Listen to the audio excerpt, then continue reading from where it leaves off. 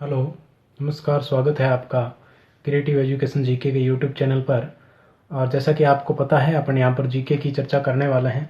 तो इसी में आज एक नई शुरुआत करते हैं और ये आपके जनरल नॉलेज से संबंधित है, जिसमें जैसा कि आपको सामने लिखा हुआ दिख रहा है, राष्ट्रीय प्रतीकों की बात आज अपन करने वाले हैं। किसकी? राष्ट्रीय प्रतीकों की बात करेंगे, जिसमें अपन जानेंगे अपने देश के कौन कौन से राष्ट्रीय प्रतीक हैं जिनका हमें पता होना चाहिए। आप में से कुछ लोगों को पता होगा और कुछ लोगों को पता नहीं होगा। जो नए हैं, अभी अभी तैयारी में उतरे हैं, उनको ये जान लेना आवश्यक होता है। वैसे तो अपनी स्कूलों में बता दिया जाता है, फिर भी अपने को कौन कौन से चीज़ें हैं जो विशेष रूप से पता होनी चाहिए राष्ट्र से संबंधित। तो सबसे पहले बात करते हैं अपने राज्य चिन्ह से। भारत का राज्य चिन्ह कौन सा है? तो भारत का राज्य चिन्ह आता है आपके एक जो अशोक स्तंभ है, अशोक का सारनाथ स्थित जो स्तंभ आता है, कहाँ स्थित है? सारनाथ। सारनाथ में जो अशोक स्तंभ स्थित है, वहां से अपना राज्य चिन्ह लिया गया है। अशोक के सिंह स्तंभ से लिया गया है राज्य चिन्ह। कहाँ से लिया गया है? अशोक के सिंह स्तंभ से लिया गया है। और ये कहाँ पर स्थित है? तो ये सारनाथ में स्थित है। इस स्तंभ का जो राज्य चिन्ह है, वही अपना राज्य चिन्ह माना जाता है। तो ये अपन ने कब लिया था? तो ये अपन ने लिया था, राज्य चिन्ह है जो अपन ने कब अपनाया था। जैसे अब बात करें भारत की, तो भारत ने कब अपनाया था? तो ये अपनाया था दोस्तों आपके 26 जनवरी 1950 को अपनाया था। 26 जनवरी 1950 को ये अपन ने राज्य चिन्ह अपना लिया था। किसकी बात कर रहे हैं? राज्य चिन्ह की बात कर रहे हैं अपन यहाँ पर। तो ये राज्य चिन्ह अपन ने कब अपनाया था? 26 जनवरी 1950 को। और बात करें अगर इसकी, तो और इस राज्य चिन्ह में और क्या है? एक तो ये अशोक का सिंह स्तंभ है इसमें, और इसके अलावा क्या है? तो इसके अलावा एक इसमें लिखा हुआ है, एक वाक्य लिखा हुआ है। और ये वाक्य कौन सा है? तो ये आपको पता होगा, राज्य चिन्ह में एक वाक्य लिखा हुआ है, और वो वाक्य कौन सा है? वाक्य है सत्यमेव जयते। कौन सा वाक्य है? सत्यमेव जयते। सत्यमेव जयते का वाक्य लिखा हुआ है। अगर आपसे एग्जाम में पूछ लिया जाए कि ये कौन सी लिपि में लिखा गया है, तो ये आपके लिखा गया देवनागरी लिपि में। कौन सी लिपि में? देवनागरी लिपि में लिखा गया है। ये आपको पता होना चाहिए। कौन सी लिपि में है दोस्तों? देवनागरी लिपि में ये लिखा गया है। तो ऐसे तो आपको पता होगा कि ये अशोक के सारनाथ स्तंभ से अपना राज्य चिन्ह लिया गया है, लेकिन ये सारी बातें आपको पता नहीं होती कि ये कब अपनाया गया। तो ये 26 जनवरी 1950 को अपनाया गया।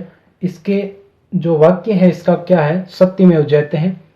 ये कहाँ से लिया गया? ये किस लिपि में स्थित है, अंकित है? तो ये देवनागरी लिपि में अंकित है। ये कहाँ से लिया गया? तो इसके लिए सत्यमेव जयते जो अपन ने लिखा है यहाँ पर, ये अपना राज्य चिन्ह का जो वाक्य है, प्रतीक है, ये कहाँ से लिया गया है? सत्यमेव जयते। तो सत्यमेव जयते आपके लिया गया है कहाँ से? ये आपके एक उपनिषद आता है जिसका नाम आता है मुंडको उपनिषद। मुंडको उपनिषद। मुंडको उपनिषद से ये पर आपके लिया गया है। तो ये बातें आपको ध्यान में रखनी है। कहाँ से लिया गया है? मुंडक उपनिषद से लिया गया है। मुंडक एक उपनिषद है जिसका नाम है मुंडक। उस स्तंभ में ये लिखा, उपनिषद में ये लिखा गया है सत्यमेव जयते। वहीं से अपन ने ये अपनाया है। तो ये तो बात हुई अपने राज्य चिन्ह की। क्या बताया मैंने कि अशोक के सिंह स्तंभ से लिया गया है, जो कहाँ पर स्थित है? सारनाथ में स्थित है। कब अपनाया गया? 26 जनवरी 1950 को। और इसके जो वाक्य अंकित है वो क्या है? सत्यमेव जयते। किस लिपि में है? देवनागरी लिपि में लिखा गया है।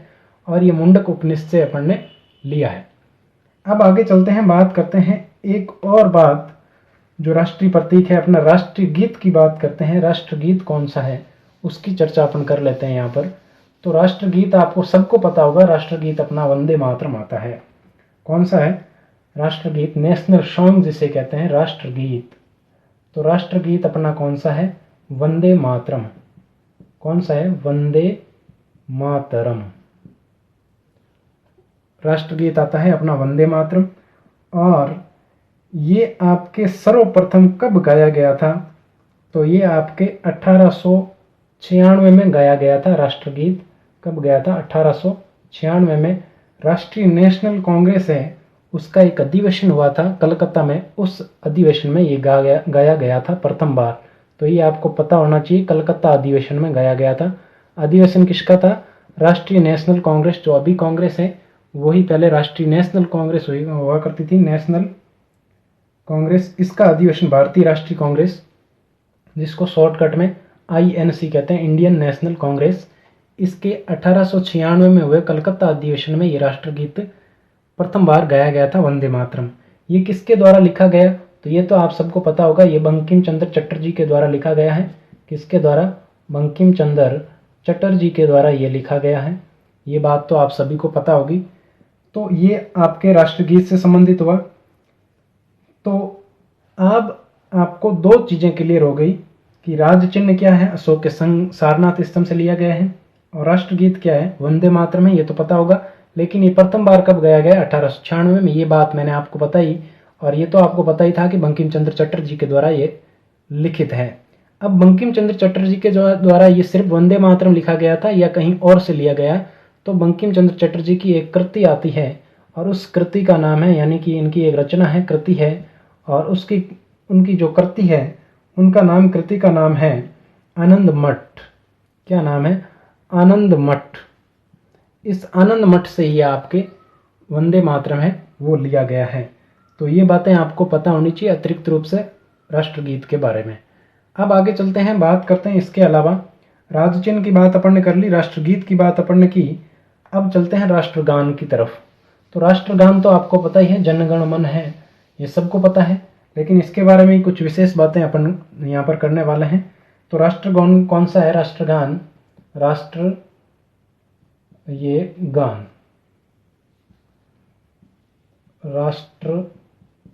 की बात अपन कर रहे हैं।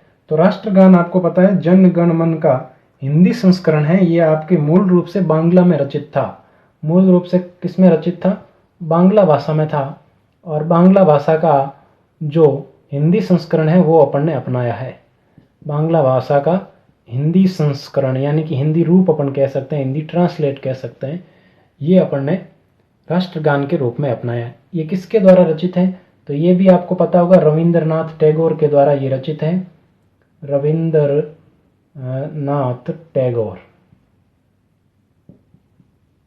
रविंद्रनाथ टैगोर जी के द्वारा ये लिखा गया है। और मूल रूप से इसकी भाषा कौन सी थी? तो ये बांग्ला भाषा में लिखित था, और हिंदी संस्करण है, हिंदी रूप है, वो अपन ने अपनाया है। तो देखो, अपन ने बात की थी राज्य चिन्ह, वो 26 जनवरी को अपनाया गया था, जबकि आपके राष्ट्रगान है ये 24 जनवरी को अपना लिया गया था। 24 जनवरी 1950 को अपना लिया गया था। ठीक है, ये बात भी आपको पता होनी चाहिए। अब देखो, ये भी आपके, अभी मैंने राष्ट्रगीत के बारे में जब बताया तो मैंने आपको बात की थी भारतीय राष्ट्रीय कांग्रेस के बारे में। तो यहाँ पर भी भारतीय राष्ट्रीय कांग्रेस के बारे में आपको पता होना चाहिए कि ये आपके जो 1911 का कलकत्ता अधिवेशन हुआ था, 1911 प्रथम बार कब गाया गया? तो प्रथम बार ये गाया गया 1911 के कलकत्ता अधिवेशन में। भारतीय राष्ट्रीय कांग्रेस का जो कलकत्ता अधिवेशन, वो भी कलकत्ता अधिवेशन था, लेकिन वो कब का था? वो 1896 का था, 1896 का। और ये कब का है? ये 1911 का है। 1911 के जो कलकत्ता अधिवेशन था उसमें ये गाया गया था। और एक बात और जो सबको पता होती है, इसकी अवधि है 52 सेकेंड। इसकी अवधि क्या है? 52 सेकेंड है। राष्ट्रगान गाने की अवधि क्या है? 52 सेकेंड। तो ये अपन ने तीन चीजें अपन ने बात की, राज्य चिन्ह, राष्ट्रगीत और राष्ट्रगान। राष्ट्रगान कब अपनाया गया? तो ये अपनाया गया 24 जनवरी को। राष्ट्रगीत कब अपनाया गया? ये राज्य चिन्ह कब अपनाया गया? तो ये आपके 26 जनवरी को अपनाया गया था। राष्ट्रगीत कलकत्ता अधिवेशन में गाया गया 1896 के, और राष्ट्रगान आपके 1911 के कलकत्ता अधिवेशन में गाया गया पहली बार। ये किसके द्वारा रचित है? रविंद्रनाथ टैगोर के द्वारा रचित है। मूल भाषा कौन सी है? बांग्ला भाषा में ये लिखा गया है। आगे चलते हैं, बात करते हैं और क्या बातें अपने को पता होनी चाहिए राष्ट्र प्रतीकों से संबंधित। तो ये भी जान लेते हैं और कौन कौन से प्रतीक अपने को पता होने चाहिए। तो ये कुछ महत्वपूर्ण। अब बात करते हैं अपन राष्ट्रीय ध्वज की। राष्ट्रीय ध्वज के बारे में क्या खास बातें हैं, ये आपको पता होनी चाहिए। राष्ट्रीय ध्वज, तो राष्ट्रीय ध्वज अपना कौन सा है? तो राष्ट्रीय ध्वज आपके है तिरंगा, आप सबको पता है। तिरंगे के बारे में खास बात किया है, ये कब अपनाया गया? तो ये अपनाया गया दोस्तों, तिरंगा अपनाया गया था 22 जुलाई को। कब अपनाया गया था? 22 जुलाई को अपनाया गया था 1947 में। 22 जुलाई 1947 को ये अपनाया गया था।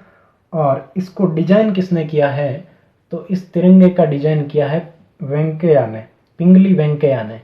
पिंगली वेंकैया ने इस जो आपके ये तिरंगा है इसको प्रथम बार डिजाइन किया था, यानी कि इसकी रचना किसके द्वारा की गई? ये आपके पिंगली वेंकैया के द्वारा की गई। राष्ट्रीय ध्वज कब अपनाया गया? 22 जुलाई को अपनाया गया। इसमें एक खास बात है, ये इसका लंबाई और चौड़ाई का अनुपात कई एग्जाम में पूछा जाता है। तो इसकी लंबाई और चौड़ाई का अनुपात होता है 3:2, यानी कि 3:2 आपके लंबाई और चौड़ाई का अनुपात होता है। लंबाई और चौड़ाई का जो अनुपात है वो आपके 3:2 होता है। ये W है।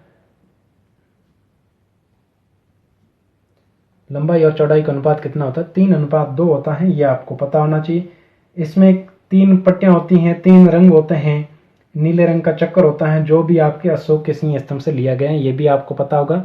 अशोक के सिंह सारनाथ स्थित सिंह स्तंभ से लिया गया है। आपके इसमें जो राष्ट्रीय ध्वज में चक्र होता है सफेद कलर की पट्टी में, उसमें 24 तिलियां होती हैं। और राष्ट्रीय ध्वज केसरिया है, वो शौर्य और साहस का बलिदान का प्रतीक है। सफेद रंग आपके शांति का प्रतीक है। और इसके अलावा जो हरा रंग होता है खुशहाली का प्रतीक होता है। और इसमें जो चक्र है वो विधि का चक्र माना जाता है। तिरंगे में जो चक्र होता है उसको विधि का चक्र माना जाता है। चक्र को क्या माना जाता है? विधि का चक्र माना जाता है। ये आपको पता होना चाहिए। तो इसका मतलब क्या होता है विधि के चक्र से? इसका मतलब लिया जाता है कि अपना जीवन है वो गतिशील है। जीवन क्या है? गतिशील है। ये आपको ध्यान रखना है। जीवन क्या है? गतिशील है। तो ये कुछ चीजें अपन ने यहाँ पर चर्चा की है। अब आगे चलते हैं। इसके अलावा भी आगे भी बात करने वाले हैं राष्ट्रीय पंचांग के बारे में, कि अपना कैलेंडर कौन सा है, उसके बारे में भी। राष्ट्रीय कैलेंडर कौन सा है इसका भी अपने को पता होना चाहिए। तो बात करते हैं राष्ट्रीय पंचांग की। राष्ट्रीय पंचांग किसकी बात करते हैं? राष्ट्रीय पंचांग की बात करते हैं। तो राष्ट्रीय पंचांग के बारे में आपको पता होगा कि हमारे जो राष्ट्रीय पंचांग है उसका पहला महीना कौन सा होता है? पहला महीना होता है, फर्स्ट महीना जो आपके है वो होता है चैत्र। कौन सा होता है? चैत्र होता है। और ये साल लगभग 365 दिन का ही होता है।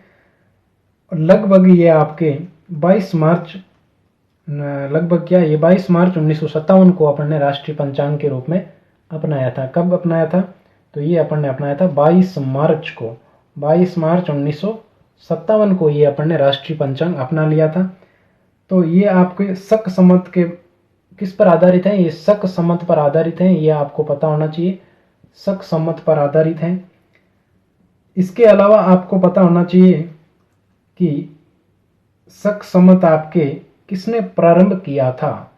राष्ट्रीय पंचांग में जो शक संवत पर आधारित अपन पंचांग अपनाते हैं ये किसने प्रारंभ किया था? तो ये एक शासक था जिसका नाम था कनिष्क। कनिष्क द्वारा प्रारंभ किया गया था। कनिष्क ये एक कुषाण शासक था। कौन सा शासक था? कुषाण शासक। कुषाण शासक कनिष्क के द्वारा ये राष्ट्रीय जो शक संवत है ये प्रारंभ किया गया था। इसको अपन ने क्या माना है? राष्ट्रीय पंचांग के रूप में अपनाया है। इसके अलावा ये किस पर आधारित है? ग्रेगोरियन कैलेंडर के आधार पर भी आधारित है। राष्ट्रीय पंचांग किस पर आधारित है? ग्रेगोरियन कैलेंडर पर भी आधारित है। ग्रेगोरियन कैलेंडर, इस पर भी ये आधारित आता है, ग्रेगोरियन कैलेंडर। ठीक है, ये बात आपको ध्यान में रखनी है। राष्ट्रीय पंचांग के बारे में मैंने आपको बताया, ये शक संवत पर आधारित होता है। पहला महीना कौन सा होता है ये आपसे पूछा जाता है कई बार। तो चैत्र होता है। और कब अपनाया गया? तो ये आपके 22 मार्च 1957 को अपनाया गया। इसके अलावा और भी बहुत सारी बातें हैं वो अपन चर्चा करने वाले हैं अभी। इसमें कौन कौन सी बातें अपने को पता होनी चाहिए? तो इसमें आपको राष्ट्रीय पशु का पता होना चाहिए। क्या पता होना चाहिए? राष्ट्रीय पशु कौन सा है? तो अपना राष्ट्रीय पशु आपको पता होगा बाघ को 1972 में बाघ को आपके राष्ट्रीय पशु घोषित कर दिया गया था। कब घोषित किया गया था? 1972 में। 1972 में। अब यहाँ पर पूछा किया जाता है बाघ का वानस्पतिक या वैज्ञानिक नाम पूछ लिया जाता है कई बार।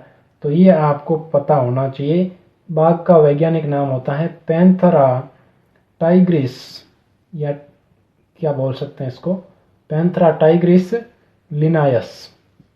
पैंथेरा टाइग्रिस लिनायस ये आपके क्या होता है, इसका वैज्ञानिक नाम होता है बाघ का।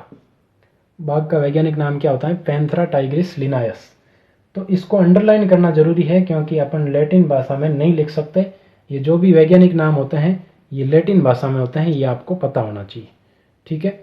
इसके अलावा बात करें राष्ट्रीय पक्षी की तो वो मयूर होता है। राष्ट्रीय पक्षी कौन सा, राष्ट्रीय पक्षी कौन सा है, तो ये आपके मयूर है। और मयूर को कब अपनाया गया था, तो मयूर को अपनाया गया था 1963 में। कब अपनाया गया था, 1963 में। राष्ट्रीय पुष्प की बात करें तो इसकी अगर वैज्ञानिक नाम की बात करें मयूर की, तो मयूर का वैज्ञानिक नाम आता है पाओ क्रिस्टेसस। क्या आता है, पावो क्रिस्टेसस, पावो क्रिस्टेटस, पाओ क्रिस्टेटस, ये इसका वैज्ञानिक नाम आता है राष्ट्रीय पक्षी मयूर का। अब बात करते हैं अपन राष्ट्रीय पुष्प की। तो राष्ट्रीय पुष्प आपको पता होगा कमल है। और कमल का वैज्ञानिक नाम क्या है, तो कमल का वैज्ञानिक नाम है Nelumbo nucifera Gaertn. Nelumbo nucifera Gaertn, Nelumbo nucifera Gaertn, ये किसका है, कमल का है। कमल क्या है, राष्ट्रीय पुष्प है। कमल राष्ट्रीय पुष्प है, इसका वैज्ञानिक नाम है। तो ये आपके खिलता हुआ कमल सृष्टि के सृजन का प्रतीक है, ये आपको पता होगा। इसके अलावा राष्ट्रीय वृक्ष अपना बरगद है। राष्ट्रीय वृक्ष कौन सा है, बरगद है। और बरगद का वैज्ञानिक नाम क्या है, फाइकस बेंगालेंसिस है। क्या है, फाइकस बेंगालेंसिस। इसका राष्ट्रीय जो वैज्ञानिक नाम है फाइकस बेंगालेंसिस।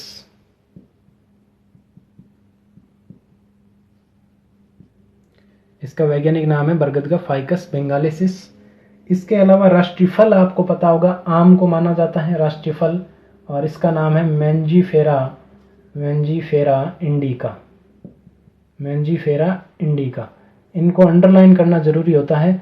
ये नाम सारे क्या होते हैं, लैटिन भाषा में होते हैं। या तो इनको तिरछा लिखो या लैटिन भाषा की तरह, और या फिर इसको क्या करो, अंडरलाइन करो।